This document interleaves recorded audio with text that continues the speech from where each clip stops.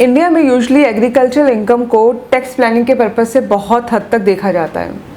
Agriculture का नाम आते ही लोगों को ये लगता है कि इस पे तो बहुत अच्छा टैक्स प्लान किया जाता है, बट इसके कुछ प्रॉज एंड कॉन्स है जो समझने बहुत ही ज़रूरी है। क्या इंपॉर्टेंट पॉइंट है, कब एग्रीकल्चर इनकम टैक्सेबल हो जाती है, किस किस कंडीशन में टैक्सेबल हो जाती है और किन किन चीज़ों का ध्यान रखना होता है, आज इस वीडियो में हम लोग डिटेल में डिस्कस करने वाले हैं। So without wasting much more time, let's start this video.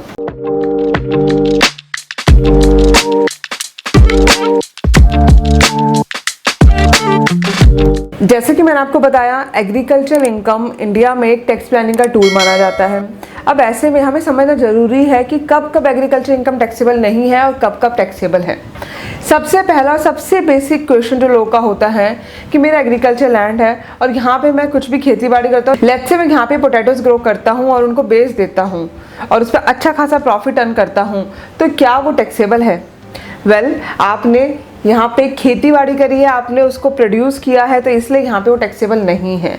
आप कितना ही प्रॉफिट अर्न करें वो आपके लिए एग्जेम्पशन ही देगा, वो आपको टैक्स बेनिफिट ही देगा। सेकंड कंडीशन कि मैं एक बिजनेसमैन हूँ, मैंने एक लैंड लिया और मैंने रेंट पे दे दिया एक किसान को ही कि तुम यहाँ पे एग्रीकल्चर एक्टिविटी कर लो, यानी कि यहाँ पे खेती बाड़ी करो, यहाँ पे क्रॉप्स प्रोड्यूस करो, यहाँ पे वेजिटेबल्स प्रोड्यूस करो, जो मन चाहे करो, बट सारी एग्रीकल्चर एक्टिविटी है।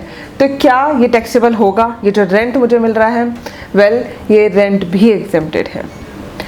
थर्ड इंपॉर्टेंट पॉइंट, अगर मैं इस एग्रीकल्चर लैंड पे एक घर बना के रेंट पे दे देता हूँ तो क्या वो एग्जेम्प्टेड होगा, उसका बेनिफिट मुझे मिलेगा? तो ध्यान से सुनिए, ये रेंट टैक्सेबल होगा।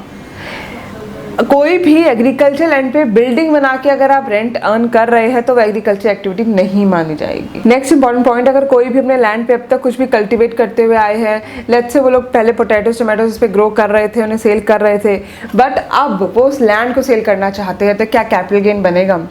वेल, अगर वो एग्रीकल्चर लैंड की डेफिनेशन में फॉल कर रहा है तो कैपिटल गेन नहीं बनेगा, और अगर नहीं कर रहा है तो वो टैक्सेबल होगा, इट मीन्स कैपिटल गेन बनेगा। अनदर इंपॉर्टेंट पॉइंट, आप किसी भी तरीके के एक्सपेंसेस करते हैं कल्टीवेशन के लिए, हार्वेस्टिंग के लिए या फिर एग्रीकल्चर प्रोड्यूस करने के लिए, तो उसका बेनिफिट भी आपको मिलता है। और साथ में जो 10,000 का रूल होता है, अगर आप कोई कैश में डिपॉजिट एक्सेप्ट करते हैं या कैश में कुछ पेमेंट करते हैं तो 10,000 का रूल भी एग्रीकल्चर इनकम पर नहीं अप्लाई होता है, जिसको बुलाता है rule 60D। Again main important point आता है सेक्शन 10 सबसेक्शन 1, जहाँ पर अगर सिर्फ आप एग्रीकल्चर इनकम अर्न करते हैं तो कोई भी टैक्स नहीं होता है, बट वहीं अगर आप एग्रीकल्चर इनकम भी अर्न कर रहे हो, साथ में टैक्सेबल इनकम भी अर्न कर रहे हैं, तो लग जाता है पार्शियल इंटीग्रेशन। और टैक्सेबल इनकम देखनी होती है अगर 5,000 से ज़्यादा आपकी कोई टैक्सेबल इनकम है तो।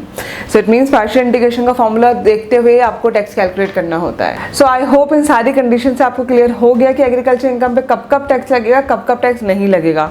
इसलिए अगर आपको क्वेरी है तो आप मुझे कमेंट सेक्शन में पूछ सकते हैं या फिर मुझे कॉल भी कर सकते हैं। नंबर है 8375831676। मिलते हैं नेक्स्ट वीडियो में, टिल देन बाय बाय।